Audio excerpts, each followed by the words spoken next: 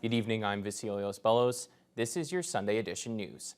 The discussion about possibly changing the size and makeup of City Council continues next week. The Council Composition Committee will be meeting on Tuesday to discuss redrawing ward lines.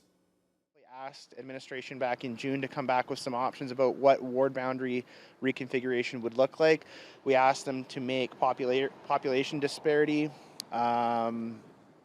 priority, making sure that the wards are as close to parity as possible, making sure that configurations as far as neighborhood character, various intersections and thoroughfares are considered.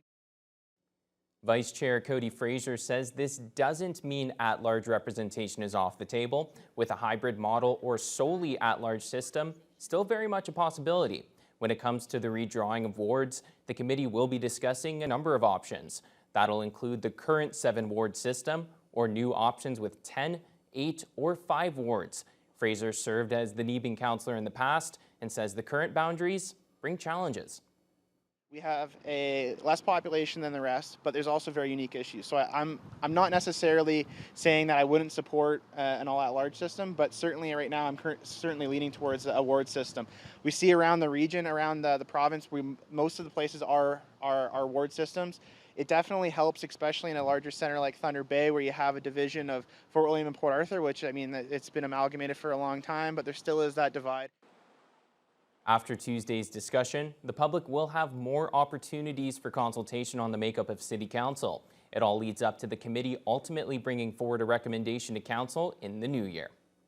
McKellar Ward Councillor Brian Hamilton is speaking up for the Path 525 program in his ward. It's one of the 9 safe consumption and treatment centres slated for closure in March by the Ford government, and the only CTS site in Northern Ontario.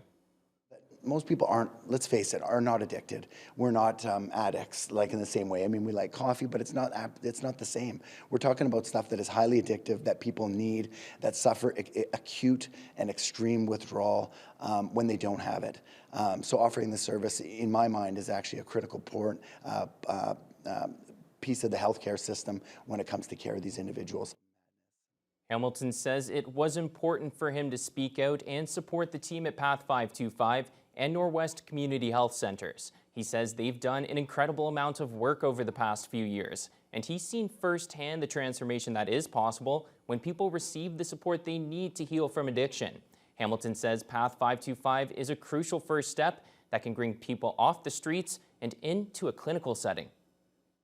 If we want to get out of this in a true and meaningful way, we have to look at innovation. We have to look at tying people into our healthcare system and getting them the care and supports that they need when they're ready for them. And people walking through the doors of a safe consumption site have those touch points. They have those nursing staff, and ultimately they have the resources there to make a choice in their life. And I think it's an incumbent on us to take care of those residents as well.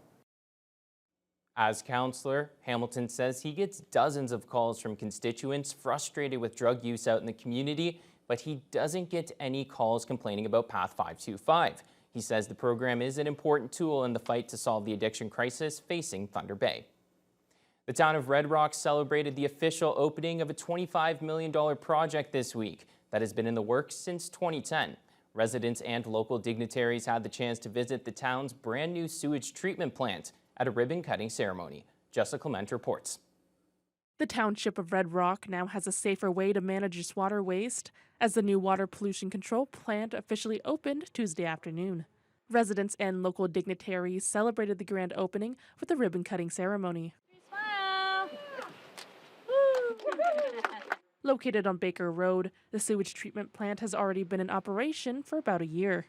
Red Rock Mayor Darkis Robinson says the project has been in the works since 2010, so residents were thrilled when the plant finally got up and running. With BMI and the old mill site, they're trying to attract industry to come here. So knowing that we have this plant that they could utilize and it doesn't put any pressure on the township, I think that's a huge bonus for us. Robinson notes the completed project brings Red Rock one step closer to being delisted as a pollution hotspot by discharging cleaner effluent into the Big Lake. Ontario Clean Water Agency Regional Manager Patrick Albert says while the systems of both the old and the new treatment plants are similar, the newer one is bigger, allowing the facility to accommodate the town's potential growth. In terms of the process and the lab in the plant is in great shape. It's nice to have a nice lab, all new lab equipment, so that the operators can optimize the process as much as possible. New UV systems, which help a great deal as well. In total, the project cost $25 million, with the federal government contributing over $7.5 million and the province contributing over $17 million. Area MPPs Kevin Holland and Lise Bourgeois were also at the grand opening ceremony and had a chance to speak about the new facility. The construction of this new water pollution control plant, which provides secondary and tertiary treatment of wastewater, replaces an aging facility that offered only primary level treatment. This upgrade is crucial in the ongoing efforts to protect and preserve the water quality of our Great Lakes. It's wonderful that we were able to celebrate this here in Red Rock. It's a very important piece. I'm hoping that we're also able to carry that along the North Shore so that all communities, including Scriber in particular, which is struggling right now, are able to get this.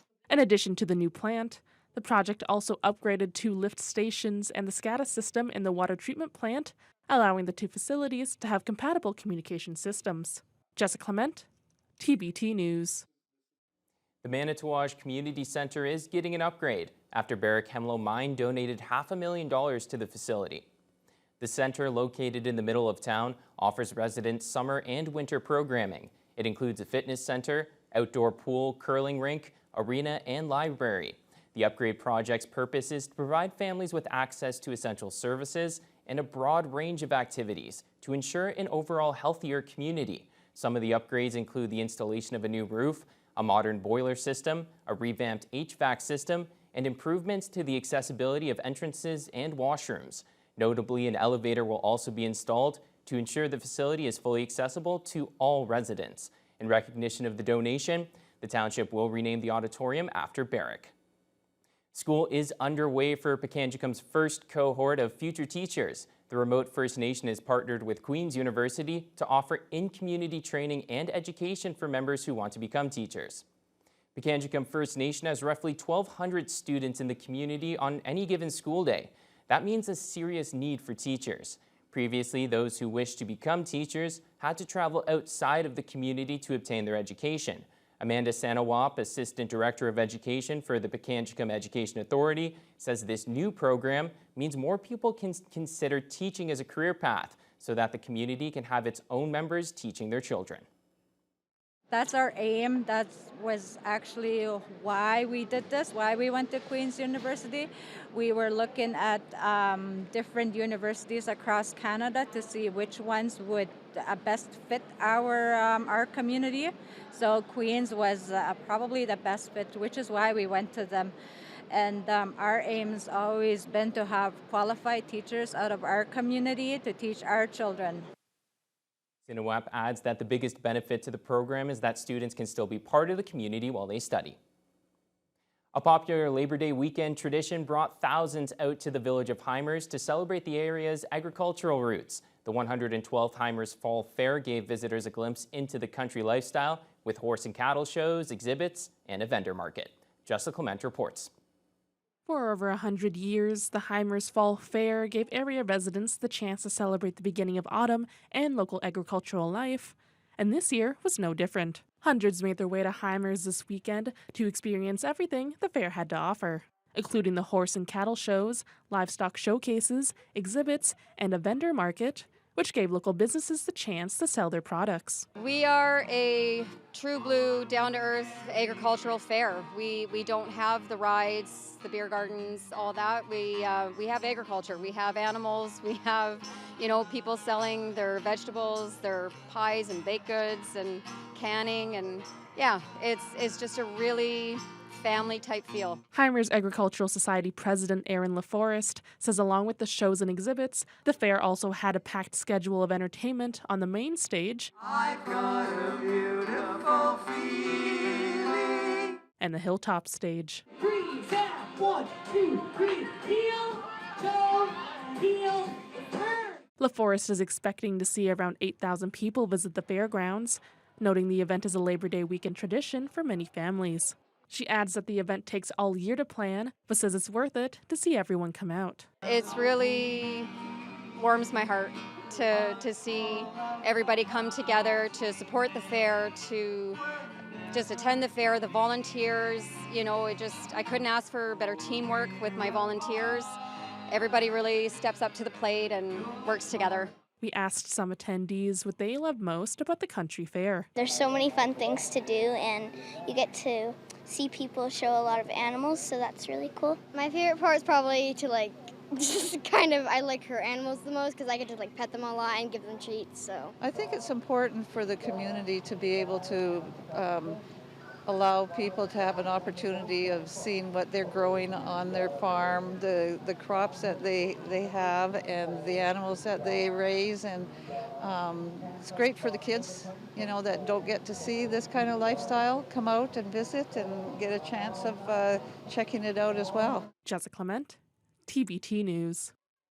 And Hymers Fair continues tomorrow from 9 a.m. to 5 p.m. And we're now joined by sports anchor Nev Van Pelt, and Nev, we're going to move from a great summertime activity to hinting at what's going to be a great wintertime activity as the Cam River Fighting Walleye are finally in their preseason. Yeah, it's crazy that hockey season's already here, and I'm not going to lie, I did not dress for the occasion. It was so cold in there, I was still feeling like summer. So that was a little bit rough, but we'll have the highlights from their game after the break.